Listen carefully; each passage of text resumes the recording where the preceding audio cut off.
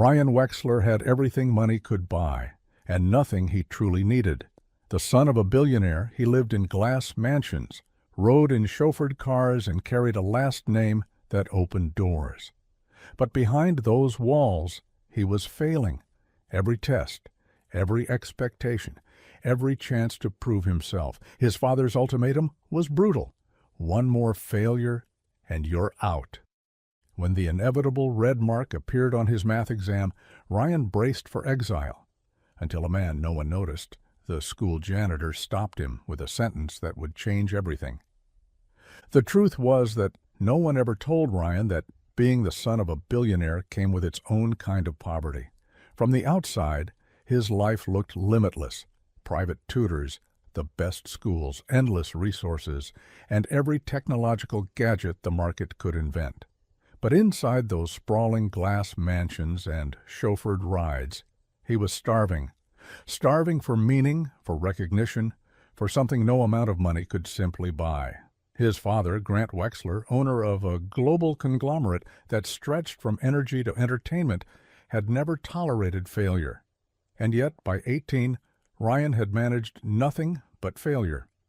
His report cards were disasters, his test scores humiliating, his teachers worn down by his indifference. He wasn't dumb. Everyone who spent 5 minutes with him could see he was sharp in ways that didn't translate to grades. But brilliance without discipline was like a match never struck, and Ryan had never struck. That morning, his father's latest ultimatum still echoed in his ears. One more failing mark and you're done. No more private tutors, no more wasted investments. You'll be on your own. It was an empty threat in theory. What billionaire father truly exiles his only son? But Grant Wexler's cold eyes told a different story. He meant it. Ryan had seen men with 30-year careers vanish from his father's company with nothing more than a single curt email.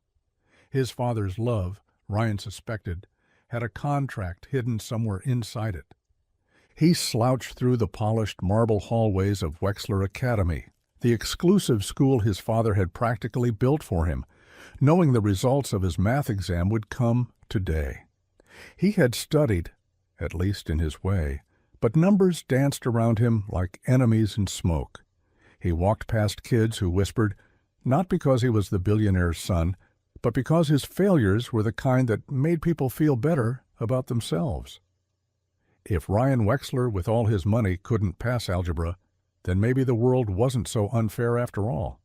He reached his locker, opened it, and froze. The paper was waiting there, slid in by a teacher who knew he'd avoid picking it up in class. A red 42% stared back at him like a wound. His chest tightened. He crumpled the page, shoved it deep into his backpack, and started walking faster, anywhere, just away. That's when he noticed him. Mr. Porter, the janitor, was crouched in the hallway, mopping up a spill left by some careless student who had kicked over a soda.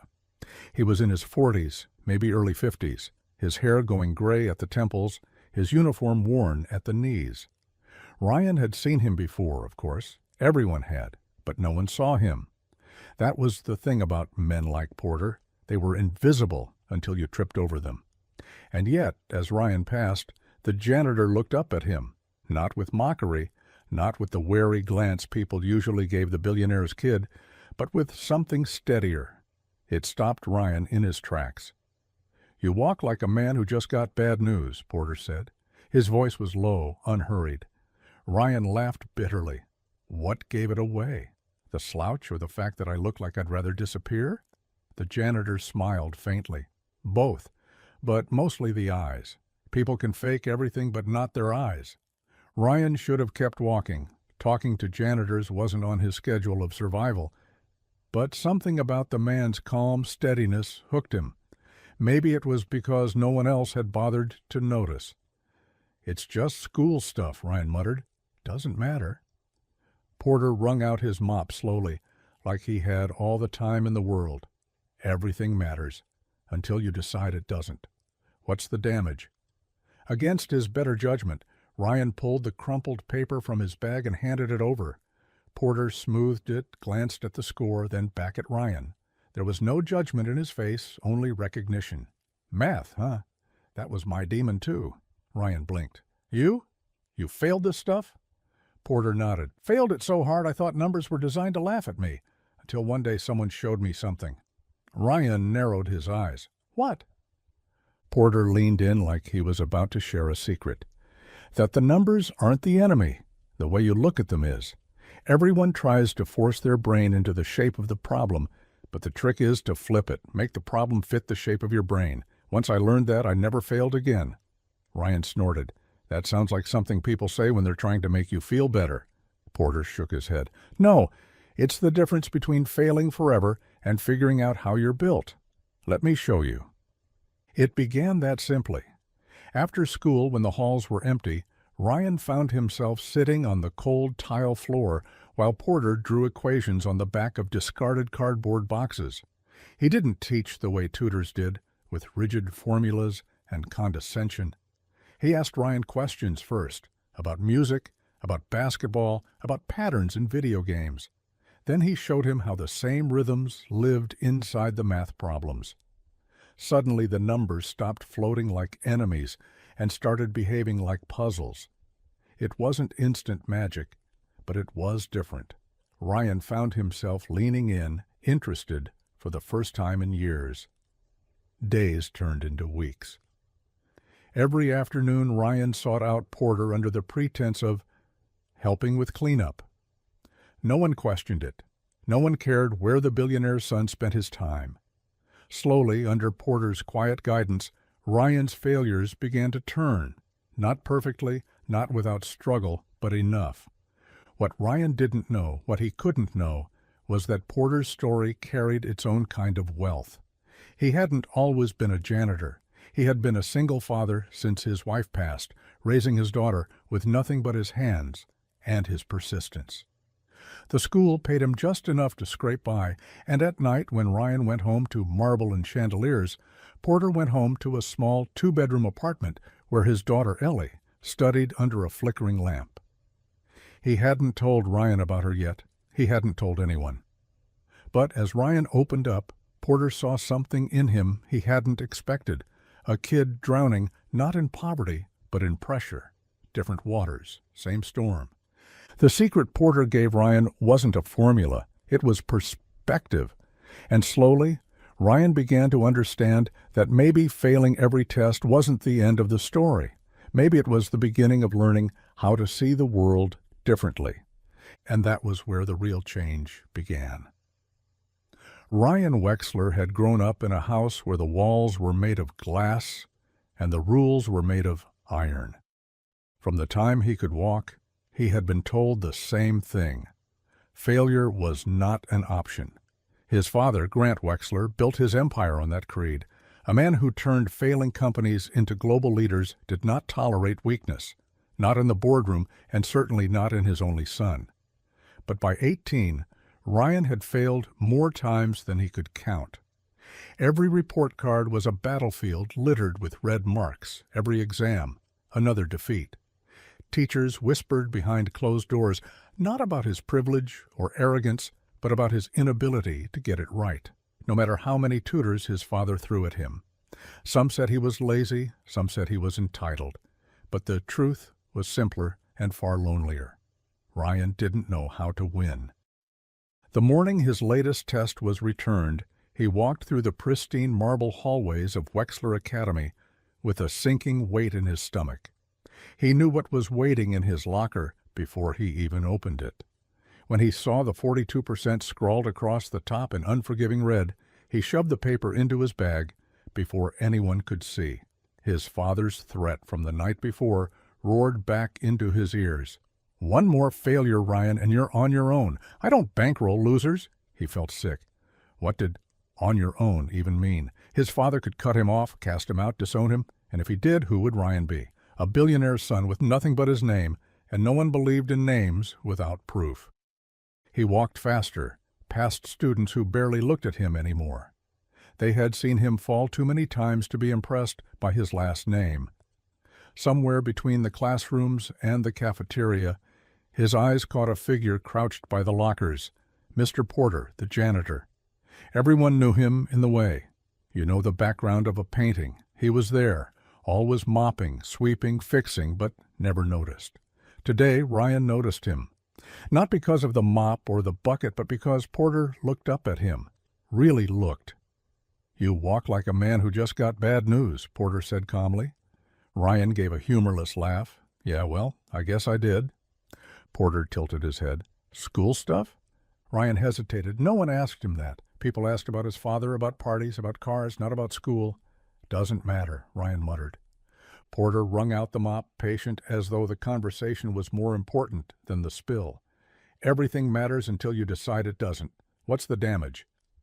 Something in Ryan cracked. He pulled the crumpled paper from his bag and handed it over. Porter smoothed it out, studied the score, and nodded slowly. "Math. Yeah, I used to bleed on those numbers too."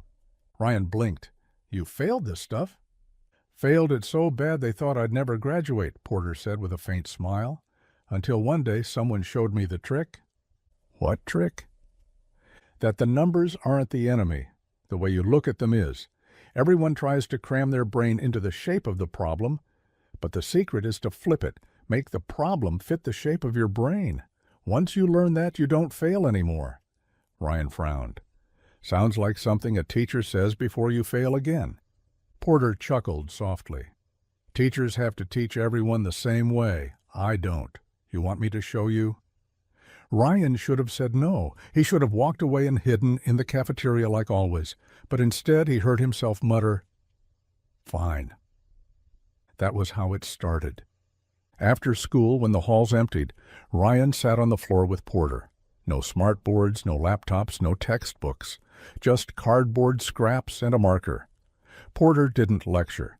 He asked Ryan what he liked: music, basketball, video games. Then he showed him the patterns, the ratios, the rhythm of numbers hiding inside them.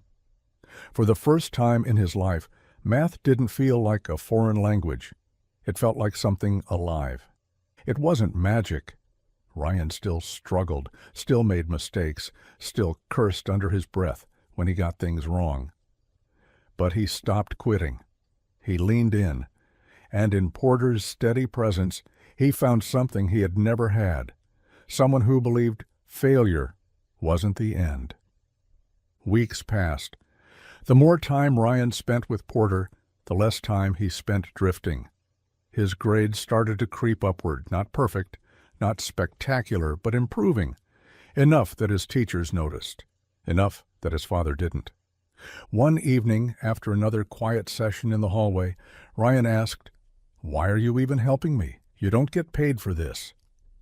Porter hesitated. Then he said, simply, "Because someone once helped me when no one else would. If he hadn't, I'd still be the guy everyone thought was too stupid to make it. Sometimes one person seeing you differently changes everything." Ryan stared at him. He had everything money could buy, and yet he felt like no one had ever seen him differently. No one but this janitor.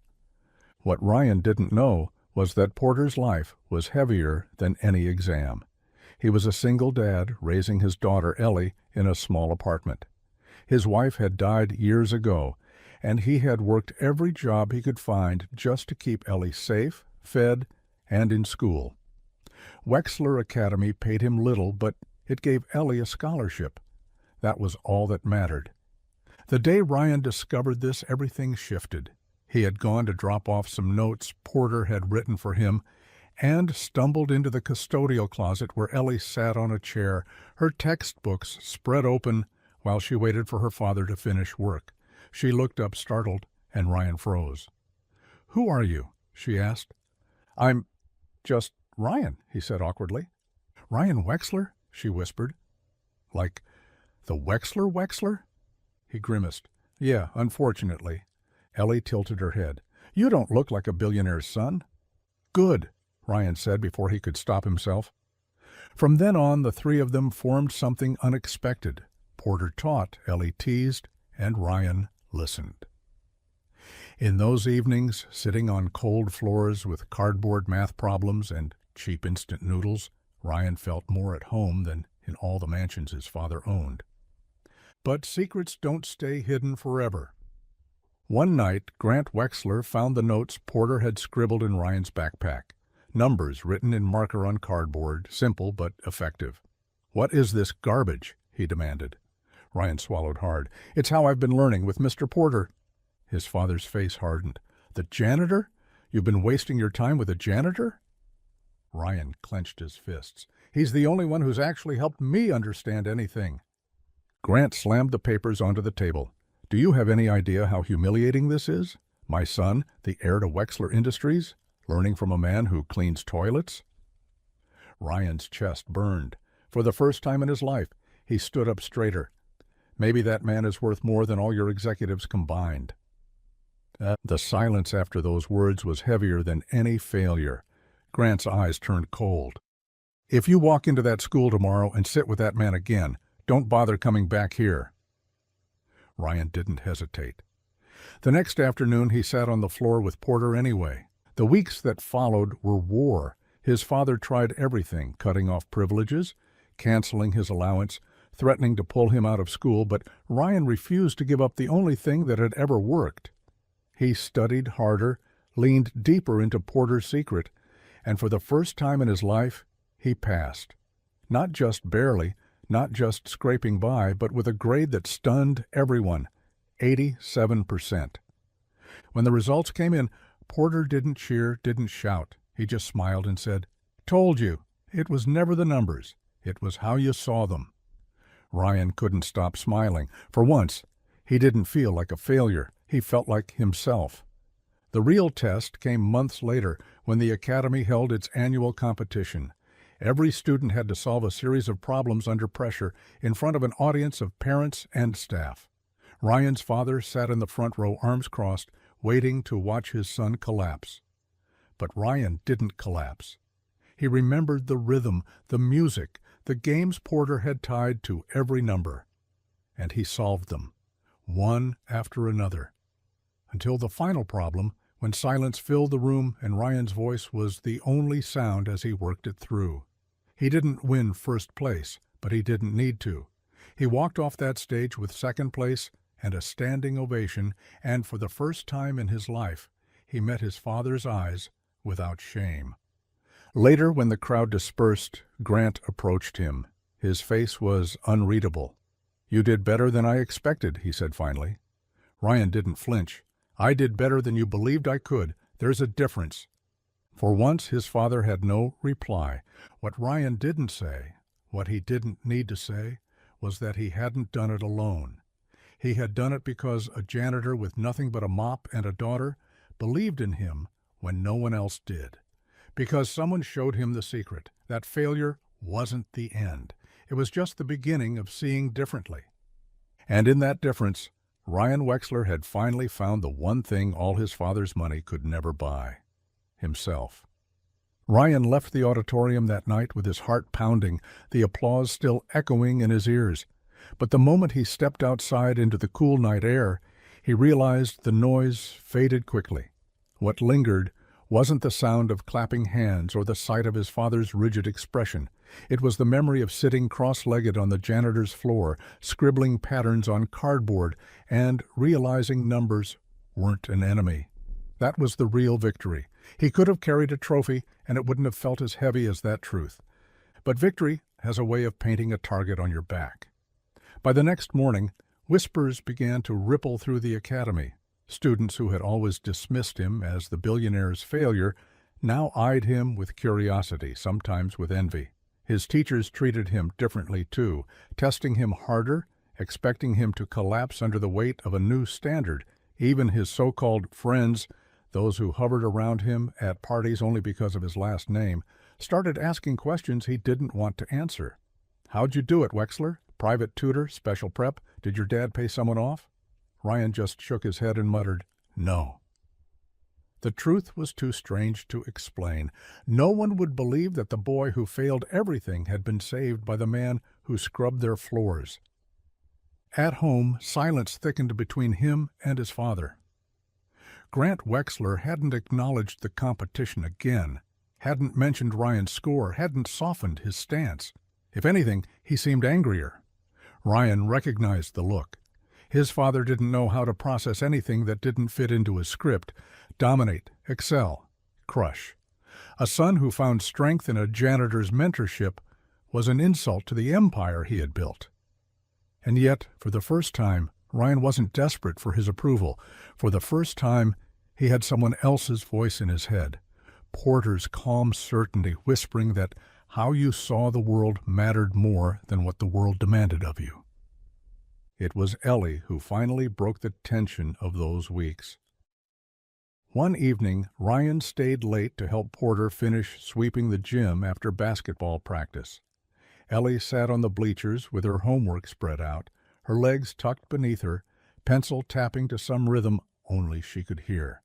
She glanced up at Ryan and said, "You know you're not as bad as everyone says."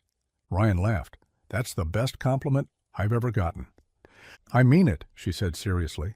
"You're different when you're here, not like the guy everyone gossips about. You actually try." Her words hit him harder than he expected. No one had ever told him he tried. People called him lazy, spoiled, entitled, but never someone who tried. He sat down beside her. "What about you? You're the smartest person in this room." She shrugged. "That's not hard. You two are the only competition." "Hey!" Porter called from across the gym with mock offense. "I heard that." Ellie smiled, and for a moment, Ryan felt something shift. He realized he wasn't just learning equations anymore, he was learning how to belong. The weeks that followed wove the three of them tighter together.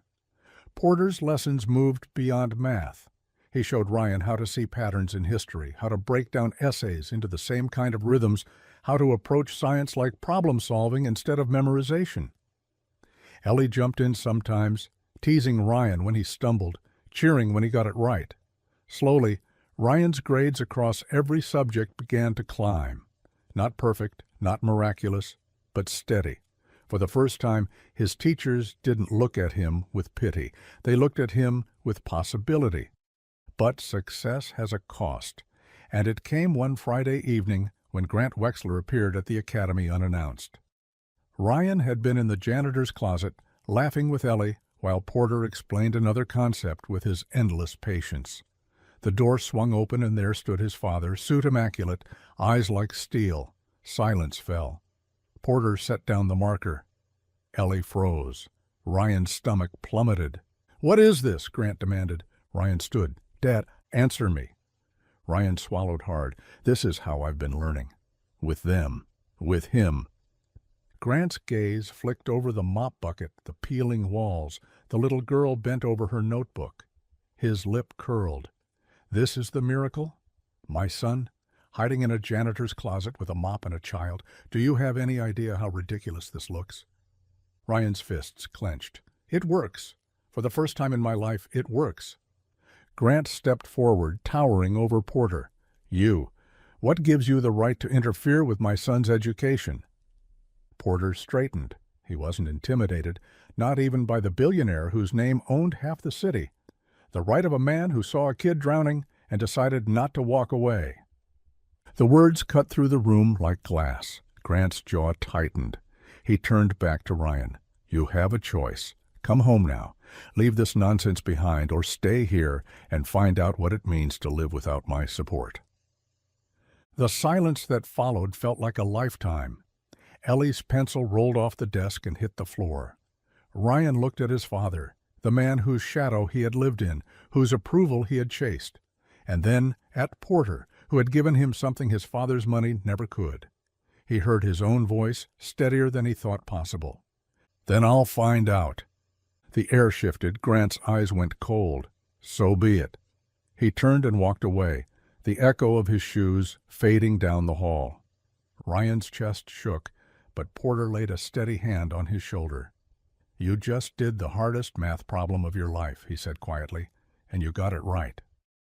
Ryan almost broke then, but Ellie nudged him with a small smile. "Guess you're one of us now." For the first time, Ryan didn't feel like he had lost everything. He felt like he had finally chosen something, and that was only the beginning. Ryan woke before sunrise the next day on a couch that smelled faintly of lemon cleaner and old fabric.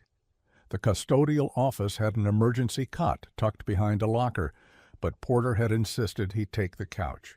"You're the guest," he'd said, as if this concrete-walled room with a humming vending machine could be any kind of guest room. Ellie was curled in a corner chair with a blanket over her knees and a textbook face down on her chest. She'd fallen asleep studying. It hit him harder than he expected, how ordinary their life was and how relentlessly it asked them to show up anyway. He rose, folded the blanket around her shoulders properly, and drifted toward the tiny window. Outside, the first light drew a line across the parking lot. He could still hear his father's footsteps echoing through the hallway in his head, could still feel the emptiness that came after. He said, "Then I'll find out." But the emptiness wasn't terror, it was space. It was quiet enough for a new voice to speak, and it sounded a lot like Porter saying, "The problem has to fit your brain, kid, not the other way around." When Porter came in at 6, he had coffee in a paper cup and that same unhurried patience. He looked at Ryan's face for 1 second and nodded like he'd expected exactly this. "You hungry?" he asked. "I've got the kind of donuts that taste like paper and sugar." Ryan took one. It tasted like relief. "I don't have a plan," he admitted. "I just have a decision." Porter sipped his coffee. "Decisions make plans possible. We'll start there." He didn't lecture or offer hollow comfort. He set a small notebook on the table and tapped the cover. "Write down everything you think you lost last night." Ryan started to scoff, then saw Porter's expression and wrote, "Money, car, house, credibility." He stared at that last one for a long time, then added, "Approval." When he stopped, Porter turned the notebook around and slid a pen across, drawing a line to the right side of the page. "Now, what did you gain?" The pen hovered. Ryan wrote slowly, "Freedom, a real way to learn. People who see me, a different future." The list wasn't as long, but it was heavier. Porter nodded. "Good. Decisions are trades. Most people don't know what they traded until it's too late. You wrote it down. Now you can measure." He got a job by noon. It wasn't glamorous. The academy needed an extra set of hands during spring clean, and the facilities manager, who liked Porter and appreciated anyone who showed up on time, gave Ryan a part-time shift after classes. He swept bleachers, stacked chairs, disinfected desks that still smelled like pencil shavings and teenage perfume. He discovered that when your name no longer functioned as a badge, everything else you did had to speak for you. He also discovered something else. The students who had saved their worst behavior for the kid with the famous last name ignored the kid in the custodial polo. Invisible had its advantages. He could watch. He could learn the building's rhythms in a way he never had as a student. The way teachers slowed when they were worried. The way the principal paced when the budget meeting was coming. The way kids with heavy backpacks walked slightly differently, like they were bracing for impact. He started to notice the shapes of problems everywhere. One afternoon, he found Ellie in the cafeteria with a stack of scholarship forms and a crease between her eyebrows. "They want a personal statement," she groaned. "I hate personal statements." Ryan sat across from her. "What's the question?" She read it aloud. "Describe a moment that changed how you see yourself." He thought of cardboard on tile, of a mop leaning against the wall, of the first time a number had held still for him. "Tell the truth," he said before he could overthink it, "but tell it from the angle no one expects." She squinted at him. "What does that even mean?" He took her pen. "Everyone says my moment of triumph was winning something." "What if you write about failing on purpose? The time you chose not to quit when it stopped being shiny. The angle is the difference between the thing and how you learn to turn it." She studied him like he'd grown another head, then slowly smiled. "You've been listening," she said. That night she wrote the statement in one pass and didn't change a word. News of his decision spread faster than he could have imagined. Someone filmed the confrontation in the closet. It hit the senior class group chat within hours. Half the comments were predictable.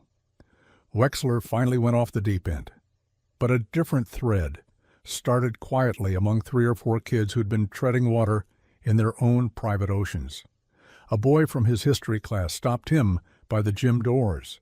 "Hey, is it true you're doing math with the janitor?" he asked, voice low. "Because if it works, could you show me?" Ryan didn't feel ready to be anyone's example, but he heard his own answer anyway. "Sure, after practice." By the following week, 5 kids were sitting on the floor, passing around dry erase markers and laughing when they got things wrong instead of shrinking. Porter didn't interfere. He watched from the doorway with that small, proud smile he wore like a secret, then walked over and drew a simple curve on the board. "What if we call this frustration?" he said. "And this," he sketched a gentle slope rising, "is understanding. Where do you quit?" The group fell quiet. Their pens hovered. Ryan circled a point just past the first peak. "Here," he said, "where you think the hard part is the whole story." Porter nodded. "Most people quit there, but if you wait, if you keep turning it, there's a second slope. Happens in music, too, in relationships, in grief." They looked at him like he'd said something sacred. Maybe he had.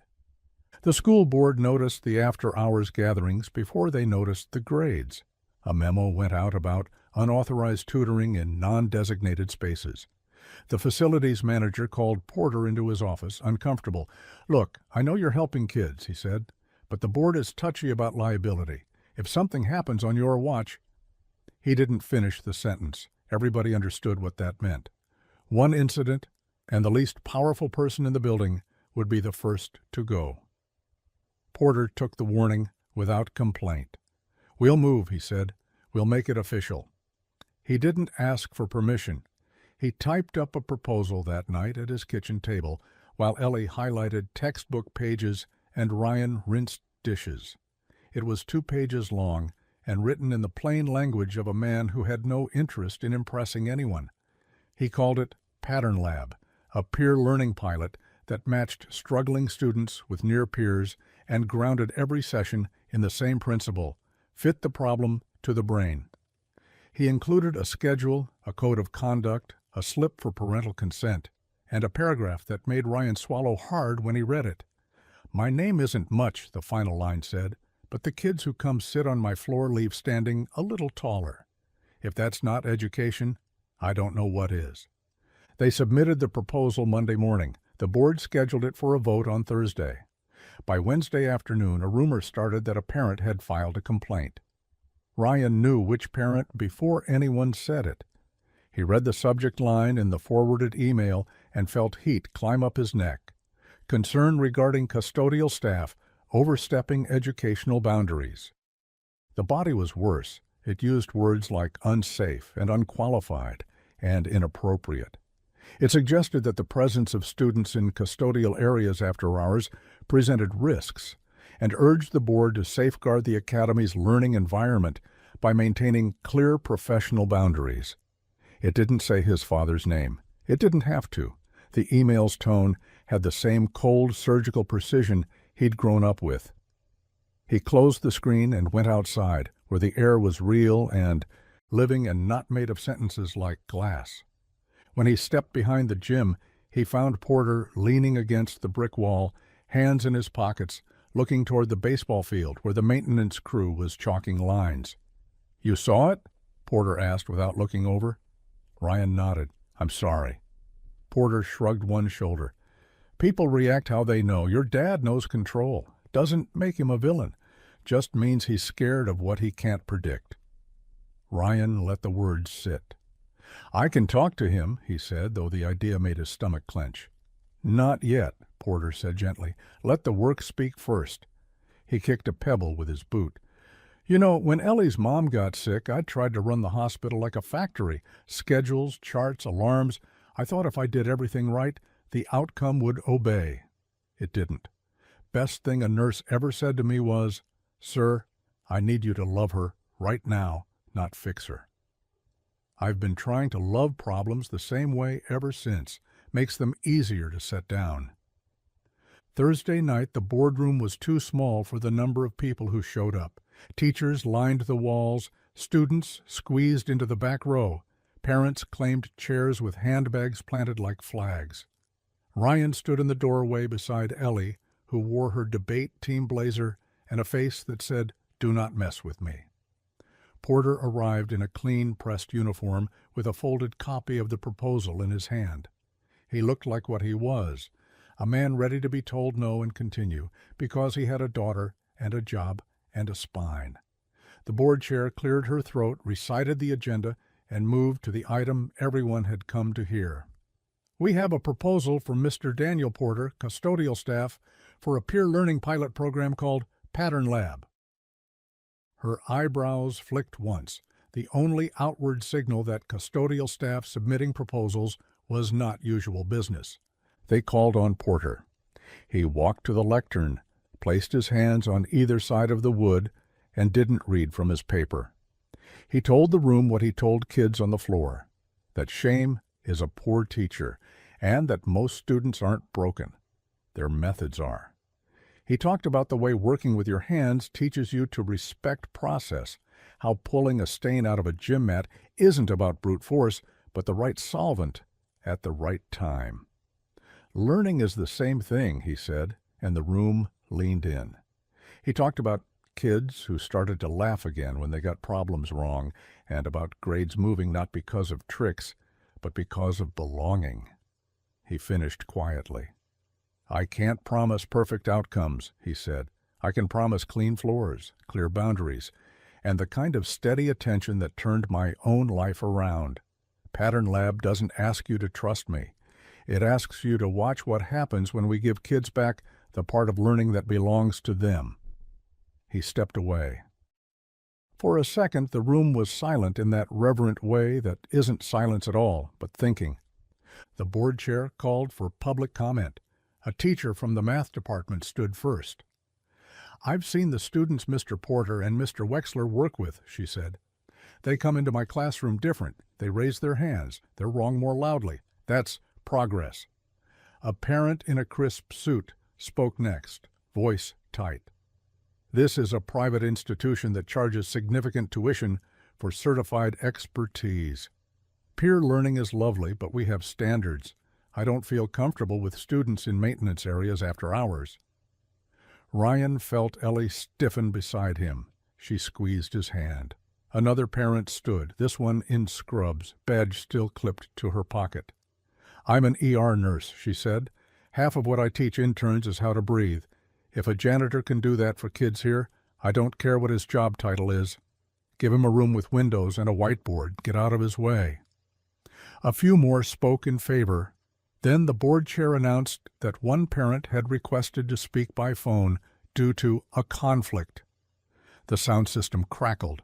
A voice Ryan knew better than his own filled the room. "My name is Grant Wexler," it said. A ripple went through the audience like wind through tall grass. "I'm unable to attend this evening, but I have some concerns. I'm sure this Mr. Porter is well-meaning."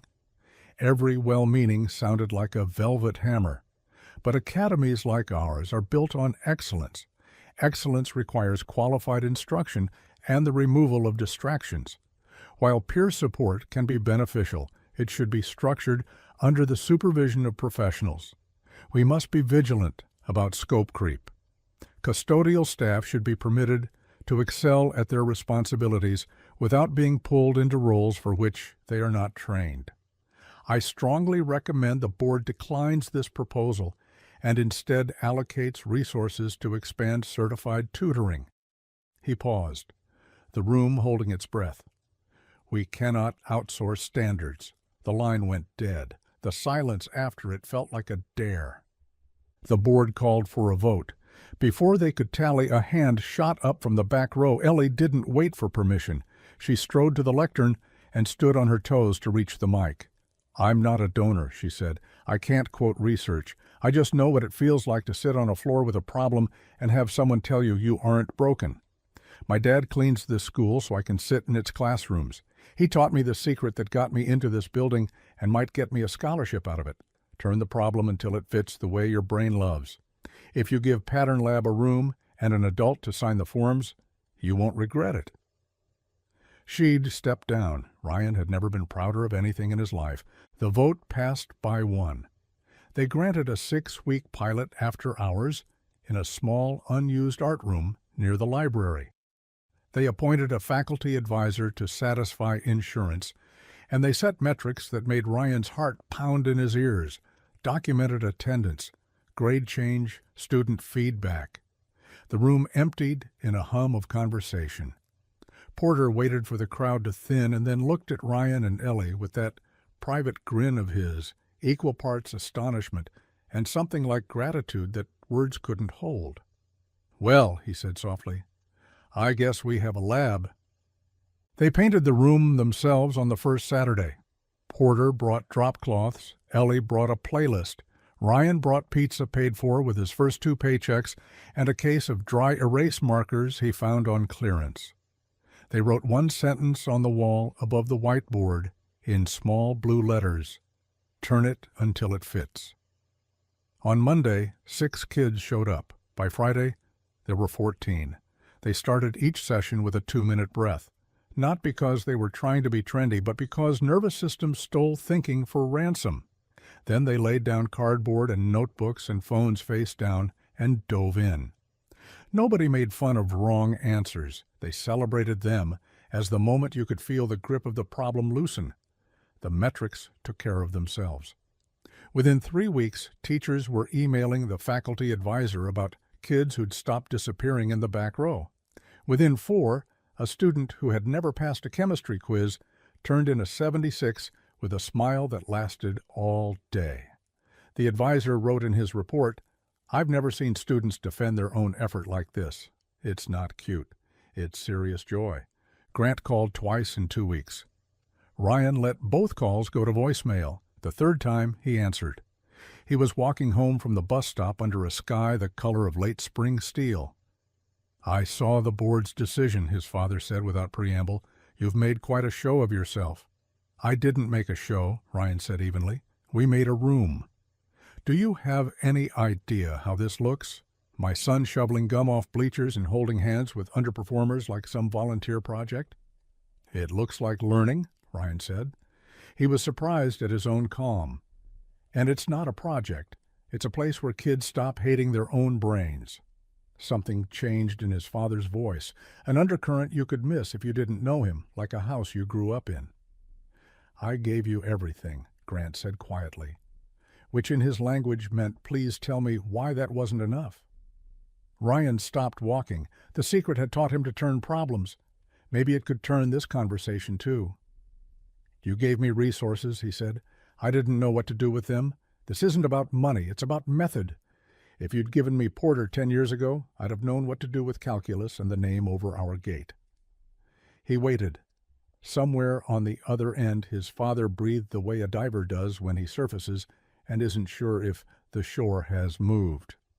"I didn't have a Porter," Grant said, and the words emerged so low Ryan almost missed them. "My father, he believed in pressure. It made diamonds," he said. "It also made cracks." He stopped himself like he'd said too much. "Come home," he added quickly, a reflex. "We'll hire the best." "We have the best," Ryan said, not unkindly. "He just happens to carry a ring of keys instead of a briefcase." "You sound like a stranger," his father murmured. "I sound like me," Ryan said, and for once the sentence didn't tremble. 2 weeks before finals, a crisis hit the academy that had nothing to do with grades. A pipe burst above the science wing on a Sunday afternoon, soaking through ceiling tiles and carving small rivers down the walls. On Monday dawn, the facilities team stood under the damage with hands on hips, calculating hours and manpower. The principal wrung her hands, talking about rescheduling exams and moving classes to the gym. "We'll lose days," she muttered. "We can't lose days." Porter climbed the maintenance ladder and pushed a tile up with the gentleness of a man lifting a child. "We won't," he said. "But we need bodies and a plan." He laid one out quickly. Fans in these rooms, dehumidifiers there, ceiling tiles replaced in this order because of the HVAC layout, furniture triaged on tarps. He assigned tasks with a foreman's calm. Then he turned and found Ryan at his elbow. "You willing to be loud?" Porter asked. "Because we're going to need help." Ryan nodded and jogged toward the baseball field where early arrivals were milling before first bell. He hopped up on the low wall and clapped his hands. "Hey!" he called, louder than he'd ever been on purpose. Head swiveled. Someone snorted. He didn't flinch. "Science wings flooded," he said. "Exams aren't moving unless we do. We need tarps, boxes, willing hands, and zero drama. If you've ever complained the school doesn't teach anything real, now's your chance. Meet me by the loading dock in 5. A few kids laughed and started to wander away. Then Ellie appeared at his side, blazer sleeves rolled up. "You heard him," she said. "Consider it extra credit in being a person. Let's go." That did it. 10 came. Then 20. Then kids who would have rather swallowed nails than be seen near a mop drifted in because the herd moved and no one wanted to be the only one who didn't. It took 3 hours and the kind of supervised chaos that makes administrators age in minutes. It took sweat and the smell of damp insulation and jokes that got stupid because nobody wanted to cry about their notes going soft around the edges. It took a teacher with a bad back insisting on carrying nothing heavier than a box of folders so she could feel useful, and a linebacker learning how to hold a fan steady without kicking it. When the principal came back at noon, the rooms were lined with fans, the floors dry, the worst tiles replaced. She stood in the doorway with her mouth open like any other human being, surprised by competence that hadn't asked her permission. "How?" she breathed. Porter wiped his hands on a rag. "Pattern lab," he said simply. "We turned a problem until it fit what we had."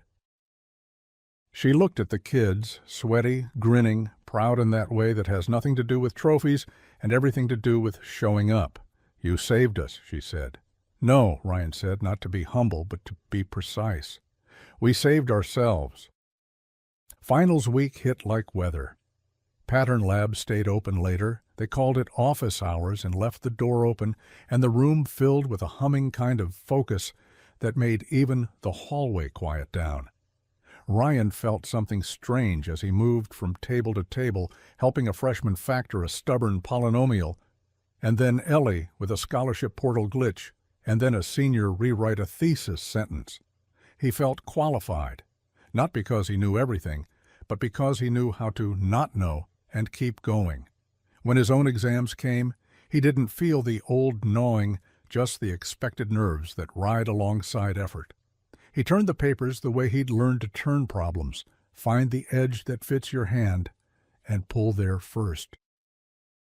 His grades came back, a B+ in math, an A in English, a straight B in chemistry that made him grin because it was honest. He brought the printout to the custodial office and set it on the table like a gift. Porter didn't make a big scene. He touched the paper with 2 fingers like it was something alive and said, "I knew it." Ellie whooped and tackled him in a hug that knocked them into the chairs and sent a dryer sheet floating like confetti. Graduation day smelled like cut grass and sunscreen. The folding chairs were aligned in precise rows across the field. Parents fanned themselves with programs. The head of school gave a speech about the class's resilience in unprecedented times that made everyone smile politely. Then they handed out diplomas. When they called Ryan's name, he walked across the stage lighter than he'd been the last time he walked into his father's office. He took the folder, shook the head's hand, and turned toward the crowd. He saw Ellie standing on a chair, waving both arms. He saw Porter next to her, clapping in that quiet way that somehow carried farther than applause. And he saw at the back a figure he hadn't expected. His father stood behind the last row, no entourage, no sunglasses, hands at his sides. Their eyes met across the distance like a thrown line. Grant didn't smile exactly. He did something smaller and harder for him. He nodded once, like a man acknowledging a rival he respected. Ryan nodded back. It was enough. Not everything, but enough. After the ceremony, there were the usual photos and the less usual arguments between families who had expected different awards. When the crowd thinned and the sun had softened into late afternoon, Grant approached them. He stopped a few feet away, took in the trio, his son in a wrinkled gown, a janitor in a pressed uniform, a girl with a medal around her neck, and did something else Ryan didn't expect. He held out his hand to Porter. "Mr. Porter," he said, voice steady, "I've said unkind things." Porter took the hand. "You've said scared things," he corrected simply. "It happens." Grant's mouth twisted. "I don't get scared." Porter's eyes were kind, but not indulgent. "Everybody gets scared. Rich folks call it strategy." For a wild second, Ryan thought his father would bristle. Instead, he laughed once, the sound rusty. He turned to his son. "You did good," he said. The words landed somewhere old inside Ryan, and the ground there shifted, just enough to let a new thing grow. They could have stopped there with a careful truce and a summer of breathing. Instead, the summer became the next problem to turn. Ellie got an interview request from a scholarship committee that wanted to film a short piece about Pattern Lab. She panicked in the hallway with a script half memorized and a blotchy face. "I can't do cameras," she moaned. "My mouth stops working. My brain melts." Ryan leaned against the locker. "Okay," he said. "What angle fits your brain?" She threw up her hands. "None." He shook his head. "That's not the rule. Try again." She took a breath. "I can talk to one person, not to a lens." He grinned. "Then talk to one person. Pretend the camera is me, and the person behind it is someone who needs the secret." She stared at the lens on filming day and told the story to him, and the video didn't look polished, it looked true. The committee emailed 2 weeks later. She got the scholarship. People started calling. An assistant principal from a public school across town, a nonprofit that ran after-school programs in neighborhoods where the word failing had become a curse and a prophecy. A small district in another state where a counselor had heard about a janitor who made kids stop hating math. Porter said no to half of them because he wouldn't sell something that wasn't finished growing, but he said yes to 2. He took a personal day, borrowed the facilities van, and drove with Ryan and Ellie to a school that hadn't had a new coat of paint in a decade. They didn't bring a pitch deck. They brought markers. They wrote, "Turn it until it fits" on a whiteboard that had seen better chalk days, and asked 15 skeptical teenagers what they hated most about learning. By the end of the hour, someone had said, "I hate how I feel dumb." Porter nodded like he'd been waiting for that. "Okay," he said, "let's teach you to feel brave instead." They left that school with a principal who looked like she'd found a door she hadn't known existed. In August, Grant invited them to lunch. Not at the tower with the views and the press releases, but at a diner near the river with sticky menus and French fries that made your fingers shine. He'd called Ryan, not to demand or arrange, but to ask. "Bring Mr. Porter," he'd said, "and Ellie, if she wants pancakes." They sat in a booth beneath a framed photo of the city in 1978, when you could still see the river from everywhere. Grant set a plain folder on the table and slid it across. "I had my team sketch something," he said almost sheepishly. "You don't have to like it." Inside were pages with logos and budgets and a simple, clean plan. A small foundation that would fund peer learning labs in 10 schools the first year, with a training stipend for custodial staff who wanted to be program leads. The name at the top made Porter snort. "You named it after me?" he asked, half horrified. "Absolutely not. It's a working title," Grant said quickly. "We can call it anything. It seemed right." Ryan watched Porter read. He watched his father watch Porter. There was a humility in Grant's posture he hadn't seen since he was 8 years old, and asked why money made adults change voices. Porter closed the folder. "I don't need my name on anything," he said. "But kids need their names back. If your money can help, use it like a mop, not a spotlight." Grant nodded. "Teach me how." They didn't do a press conference. They started with the school across town, the one with the chipped paint, and the counselor who had been waiting for a door. They hired 2 women from the custodial team who knew every kid's name by the sound of their footsteps. Pattern Lab got a second room, then a third. A boy who had never sat still sat still. A girl who had never been called anything but trouble solved a problem on the board and then solved 3 more while her friends clapped. They measured everything because the world demanded numbers, and the numbers obliged. Attendance up, D's turning into C's, turning into B's, in ways that made teachers cry at their desks after the bell. They didn't measure the quiet thing that happened between kids who had learned how to hold each other's efforts gently, but you could feel it when you walked in. It felt like dignity. On a Wednesday in October, a reporter did show up. She wore a blazer like armor and carried a notebook like a scalpel. She asked questions in the voice of someone who had been told too many glossy stories. "Why a janitor?" she asked Grant in the corner of the room. Ryan tensed. Grant didn't. He looked around at the kids, at Porter kneeling by a desk to see a problem from a ninth grader's angle, at Ellie scolding a sophomore for apologizing for thinking, and answered without any of the words he used in shareholder letters. "Because he did the thing the rest of us forgot how to do," he said. He listened until the problem admitted what it was. The reporter stared at him, pen still. "That's not what I expected to hear," she said. "Me either," he replied with a half smile. "That's why it's true." The year turned. The pilot became a program. Ryan enrolled in a state university, not because it impressed anyone, but because it had a lab school willing to let them study pattern lab formally. He worked mornings on campus and afternoons at the 2 growing rooms and nights at a kitchen table, with Ellie applying to internships and scholarships like building a raft plank by plank. Sometimes he went home to his father's house for dinner. The glass walls still stood. The rules had softened. They didn't talk about failure anymore. They talked about process, about fear in the tone that named it without bowing to it. Sometimes, late in the evening, Grant would ask Porter questions about things that didn't sound like mops at all. "How do you know when to push?" he'd say. "How do you know when to wait?" Porter would shrug. "You watch the edges," he'd say, "where things snag. Then you pull there, gently, until the fabric gives."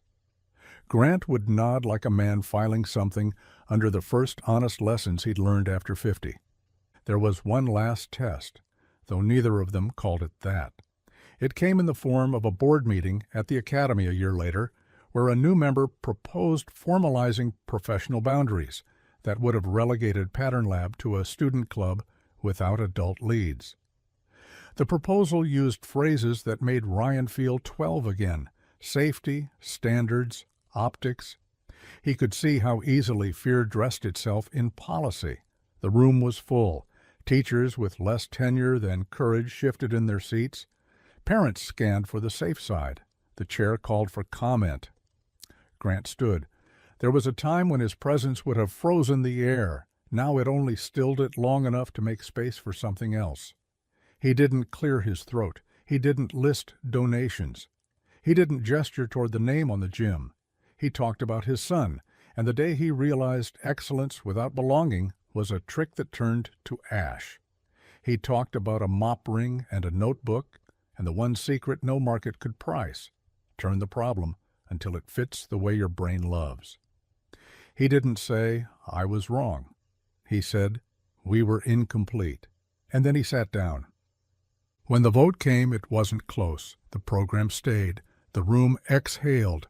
After, in the hallway, where they'd once stood on opposite sides of everything that mattered, father and son leaned on the same wall. "You know," Grant said quietly, "I keep thinking about diamonds and cracks." "Me too," Ryan said. "I think pressure's just energy looking for a shape. We get to choose the mold." Grant looked at him, really looked, the way Porter had on that first day. "I didn't know how to choose," he admitted. "I was busy surviving my father's choices." Ryan reached out and squeezed his shoulder. "We're choosing now." Spring returned with the kind of light that makes even cinder block look kind. Ellie's video went unexpectedly wide after a teacher posted it with a caption that read simply, "This saved my student's life." Emails poured in from strangers who didn't feel like strangers at all, parents who had run out of words, kids who had run out of air, teachers who had run out of the version of authority that requires never saying, "I don't know." They wanted to know the secret. There wasn't enough of them to answer every message with a paragraph, so they answered with a sentence and attached a scanned page from the first notebook Ryan had filled the morning after he moved out. Trades, one side read, gains, the other. Underneath, in Porter's block print, "Your brain isn't broken. Your method is young." On the anniversary of Pattern Lab's first session, They held a small gathering in the art room where it began. No speeches, no donor wall. They ordered that same terrible donut and laughed about how good it tasted when your hands were dirty. They let kids sign the wall, underturn it until it fits, names layered over names until the paint became a living document. Porter stood back and watched while Grant wiped his eyes and pretended it was dust. Ryan leaned against the doorway and thought about the boy he'd been when he first walked these halls with a sinking in his stomach and a name that was heavier than a backpack. He thought about the man beside him who had learned to trade pressure for presence. He thought about the girl who had turned a camera lens into a person and a scholarship into a door. When the room had emptied and the light had gone soft, Porter pulled a folded piece of cardboard from his bag and handed Ryan a marker. "For old time's sake," he said, "one more problem." He drew a shape. Not numbers this time, a messy tangle like a knot. "What is it?" Ryan asked. Porter smiled. "Everything you can't control." "Great," Ryan said dryly. "Easy one." "Maybe," Porter said. "Turn it." Ryan took the marker and rotated the cardboard, then again, until the line stopped looking like a knot and started looking like a path. He drew a small arrow at the edge where the lines were loosest. "Here," he said. "We pull here." Porter nodded. "That's the secret," he said softly. "It was never about the numbers." He looked across the small painted room at the sentence on the wall that had turned into a life. It was about learning where to press and when to let go. That's all love is, too. He capped the marker and tucked the cardboard under his arm. "Come on," he added, voice light again. "Ellie's waiting. She wants to show you her dorm assignment. She got the big window." Ryan laughed, the kind that breaks a leftover silence and replaces it with belonging. They walked out into the hallway side by side, past the closet that had once been a classroom, past the place where a father had drawn his line and a son had learned to draw his own, into an evening that didn't need applause to be full. Later, when the city lights came on and the river caught them and held them like stars had sunk to the surface to rest, Ryan sat on the steps outside his old school and watched darkness take the edges off everything sharp. He felt the weight he carried now, a program and a promise, and the knowledge that there would always be another knot to turn. It didn't scare him. It felt like a good job. In his pocket, his phone buzzed. A message from his father. "Proud of you today. No elaboration. None needed." A second message, from an unknown number that he knew perfectly well. "Your room's paint is peeling. Bring your keys." He smiled, stood, and headed toward the art room to fix it, because that's what they did now when something cracked. They didn't panic. They turned it. They pressed where it yielded. They left the rest to breathe. Ryan thought growth would make the world quieter. It didn't. It made it bigger, louder, more insistent. By autumn, Pattern Lab had outgrown the little art room with the blue letters over the board. There were too many kids sitting cross-legged on the floor, too many cardboard squares curling at the corners from overuse, too many stories that started with, "I hate this," and ended with, "I think I get it." They borrowed the library after hours, then the auditorium lobby, then the cafeteria on Tuesdays, when the custodial crew could spare a corner. His hands got calluses from moving tables and rolling whiteboards, and his phone filled with late-night texts from kids who sent photos of half-finished problems and captions like, "I turned it, and it turned back." He didn't always know the answers, but he always knew how to help them keep looking. Porter never rushed. He kept the center of the room steady, no matter how many bodies pressed in around the edges. He showed up with a mop handle repurposed as a pointer, with a bag of old chess pieces for teaching combinations, with a deck of cards for probability that made a room full of teenagers sit on the floor like kindergarteners, rapt. Ellie ran the sign-in sheet like an air traffic controller and scolded anyone who apologized for taking too long to think. They kept a big box on the back counter labeled "Failures" and dropped index cards into it whenever someone learned something the hard way. On Fridays, they opened the box and read the cards aloud and laughed in the kind of way that heals. The day the first college admissions officer walked through the door was the day Ryan realized they were building something that didn't need his last name to stand. She wore a navy blazer and curiosity. She asked for data. They didn't have spreadsheets yet. They had stories. They told her about a freshman who could never get his steps to line up in proofs until he mapped them to dance choreography and then couldn't stop smiling. They told her about a sophomore who spoke English at home and Tagalog with her grandma and didn't think that counted as intelligence until Pattern Lab turned language into a superpower and her essays turned to gold. They told her about a senior who drew every problem before he touched numbers and discovered geometry hiding in his fear. The admissions officer listened for an hour and then said, "If you ever write this down, send it to me." Ellie raised an eyebrow at Ryan after she left and said, "So, write it down."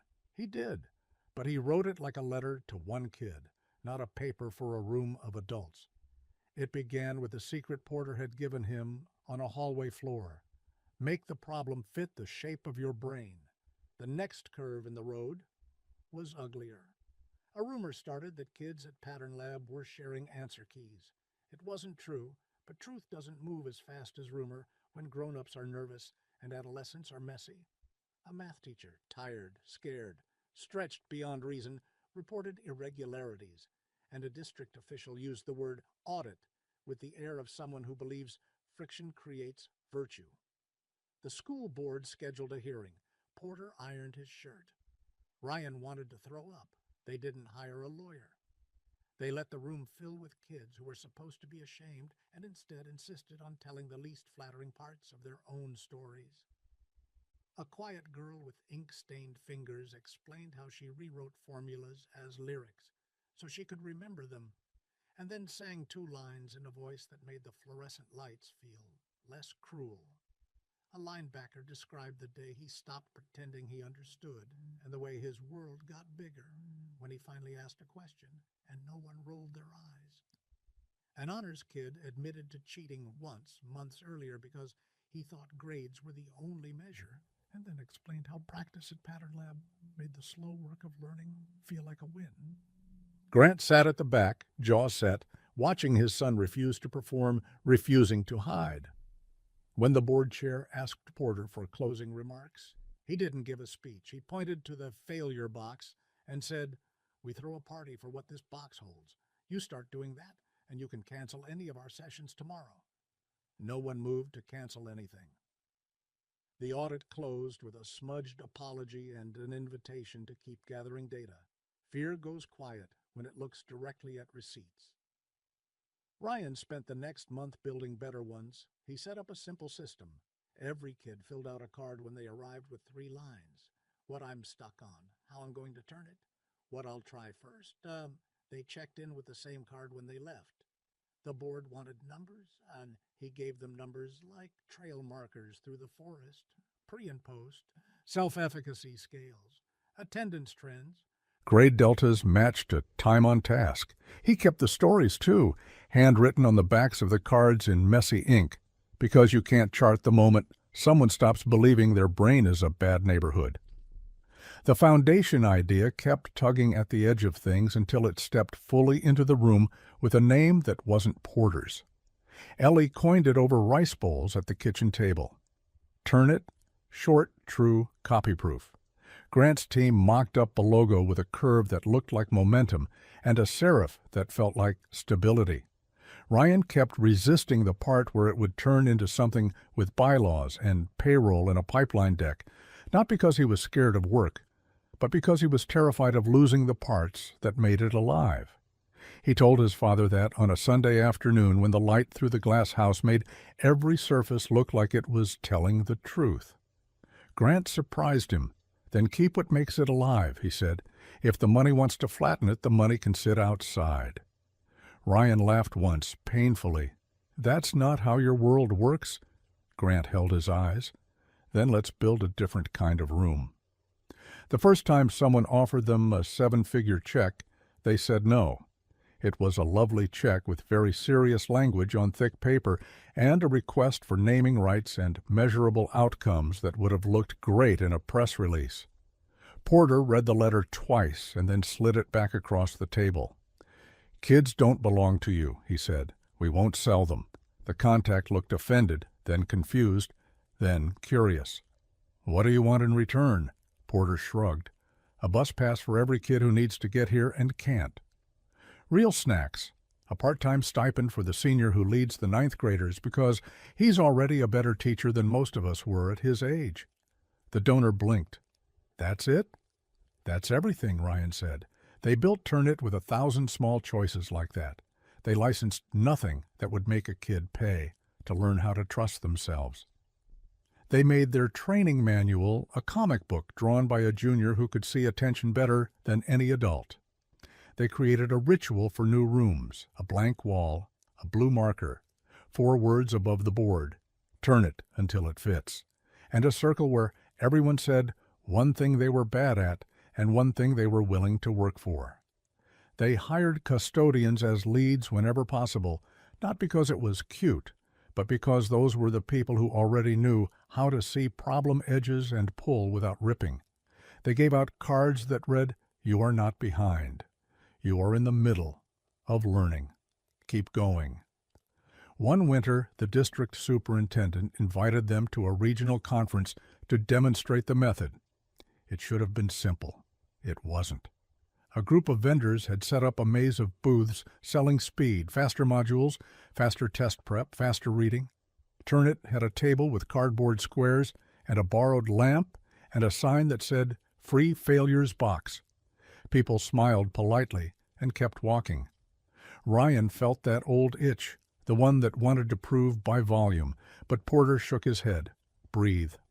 A middle school teacher with tired eyes stopped and asked, "Does it work if I've stopped believing I can teach?" Porter said, "That's where it shines." They took an empty breakout room and filled it with anyone who would come. They didn't teach tricks. They taught how to hold a kid's uncertainty like a glass you don't want to drop. They taught how to move noise out of the way. They taught the rhythm, find the near edge, pull, breathe, check. A week later, the teacher sent a video of her classroom, and Ryan watched 30 kids clap for a wrong answer because the wrong answer told them what to try next. He watched the teacher wipe her face at her desk at lunch, alone, and smile a little. He forwarded the video to Grant with a single line, "This is what I want to do for the rest of my life." The first time Turnitt failed, it failed hard. A new room opened in a school where adults were tired of being disappointed on camera. A vice principal who had gotten burned by a dozen half programs assigned kids by discipline record, not by need or interest. They packed the room with names the staff said out loud with a sigh. The first session was a fist fight before the second kid sat down.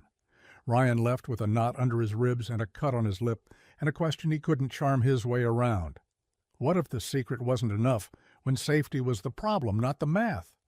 He called Porter from the parking lot. "We can't fix this with index cards," he said.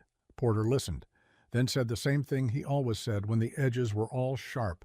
"Turnitt, what's the smallest true thing you can do here? Not the mission, not the press, the smallest." Ryan went back the next day with nothing but Gatorade and 2 pizzas. He didn't start a session. He ate on the floor and put the box down between them and kept his hands visible and said, "I'm not here to fix you. I'm here to see if sitting with you is possible." The vice principal rolled his eyes in the doorway. The fight didn't come. Not that day. By the third week, 3 kids stayed after school on purpose because the room was the only place in the building where nobody raised their voice. The math followed like a shy animal that comes when it trusts the ground. The night Grant had his scare, Ryan remembered what it felt like for the ground to disappear. A board meeting, a speech, a glass of water, a hand that didn't quite find the table.